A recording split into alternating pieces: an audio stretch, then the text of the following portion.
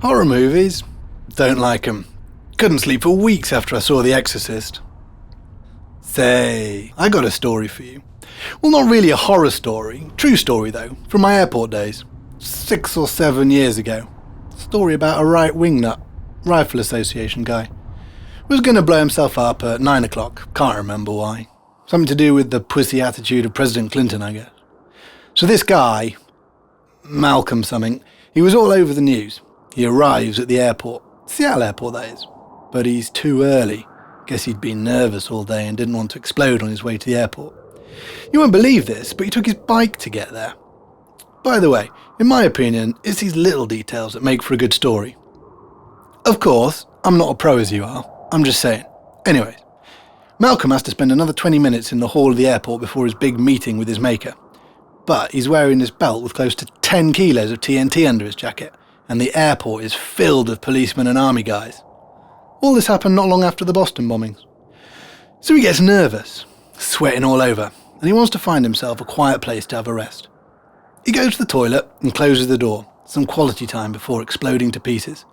He thinks about smoking his last cigarette, but then the fire alarm will go off, so that's not an option.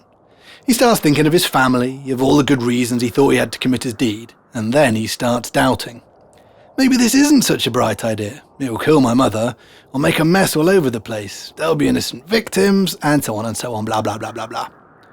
But he knows the mechanism is set in motion and can't be stopped. The bomb will go off at exactly 9 o'clock, in about 5 minutes.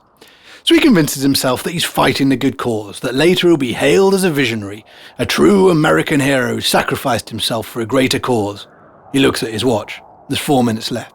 He decides to go back to the main hall and mingle among the travellers, to make sure to take as many victims as possible with him. He says his last prayers, kisses the picture of his mum he keeps in his pocket all the time, and gets up from the toilet seat. But at the moment he wants to open the door, the handle breaks off. He holds it in his hand. He panics. He tries to force his way out the cubicle, but he can't open the door. He starts shouting. Nobody can hear him. At the airport, toilet cubicles are soundproof, for reasons of privacy. People often get nervous before taking a flight.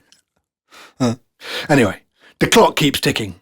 Tick-tock, tick-tock. He tries to tear off the belt, but it's glued to his skin to make sure he won't change his mind at the last moment. So he tears at it, ripping off most of his flesh, but he can't get rid of the damn thing. Meanwhile, the clock keeps ticking. 10, 9, 8, 7, 6. Tick-tock, tick-tock. 5, 4, 3, 2, 1. Boom! I could hear the explosion from the shop where I was working, the other side of the airport. There was panic, people shouting, sirens, cops running all over the place. But strange enough, nobody got injured. Well, Malcolm did, of course. And the smell. Oh my God. Ever smelled an exploding toilet? I guess that's what hell must smell like. Felt like you could taste it. 4 days. Couldn't eat all week. Only yoghurt. Of course, there was a big inquiry. They traced Malcolm all the way back to Illinois. Such a nice guy, everybody said. In his early 40s, lived with his mother after his divorce. 2 children. A salesman, just like me.